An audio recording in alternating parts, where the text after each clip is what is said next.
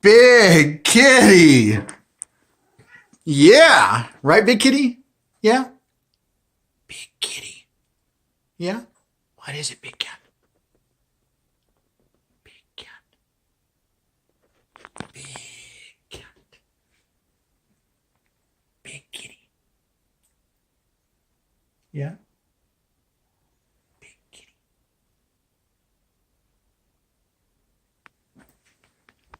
Well, that's Big Kitty. Right? Right? He's very happy. I can hear him purring.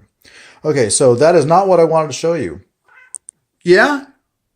What is it then, Big Kitty? Well, I wanted to show you guys a big knife. So, I just happen to have my Dan Keffeler on me, but this is the knife that came, or this is the sheath that came with this knife. And y'all know that I don't carry knives in a leather sheath. I prefer to do my own little Kydex nastiness. So I was kind of at a loss of what to do with this leather sheath. So I listed it for sale on Instagram and no bites. So I just kind of kicked around the idea of eventually I'm going to build a knife that fits in this thing. So I did. And let me tell you, it was a pain in the butt for many reasons. One of which being that my surface grinding magnetic chuck is not large enough to fit a blade this size.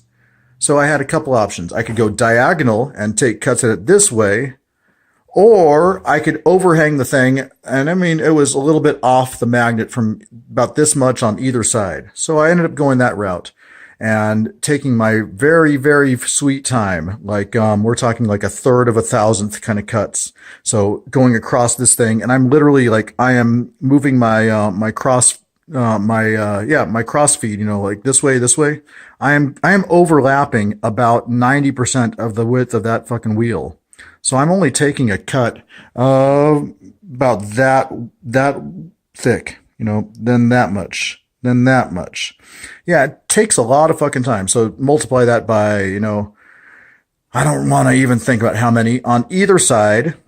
And yeah. So the final thickness of this is 182 thousandths. This is A2, and it is triple tempered to, with cryo to, 61, yes. And I went with 3 tempering cycles because I wanted to get to my target Rockwell hardness, but I discovered something interesting that I bead blasted after the first tempering cycle to get any of the heat treating oxides from the actual hardening off. And after I bead blasted, it left this interesting color. So I'm like, okay, I'm going to do this again. I'm going to bead blast the fuck out of it. And then I'm going to, oh yeah, this WD-40 all over the blade. So then I'm going to start all over again. I'm going to bead blast it and then handle it by the very, end where the handle's going to be covering and cook it again. And dude, wouldn't you know, it came off with this really consistent, like, purplish, this brownish purple, purplish brown kind of color. I don't know what you want to call it, but it's awesome.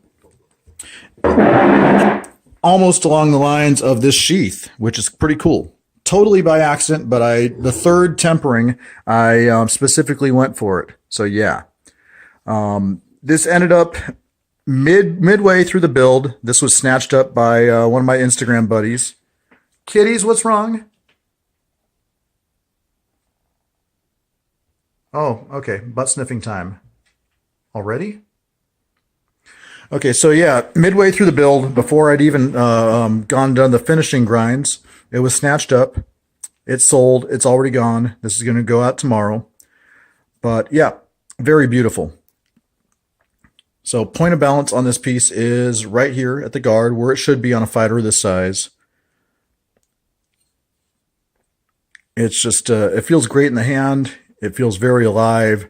I was doing some Pakiti Tersha Kelly knife drills with this, and I will try to dub in those videos at the end of this video through one of my video editing programs.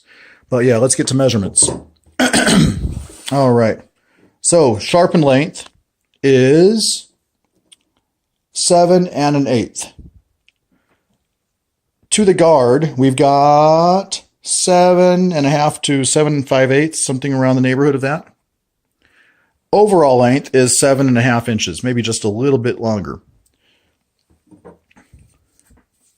Let's see if we get better lighting in here. Yeah? Okay.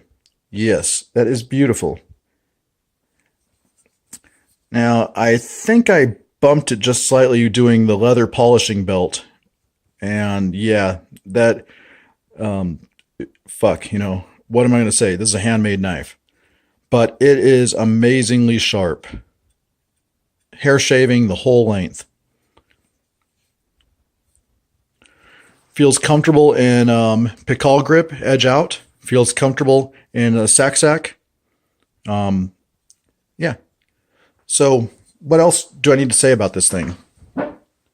Oh yeah, weight. What does it weigh?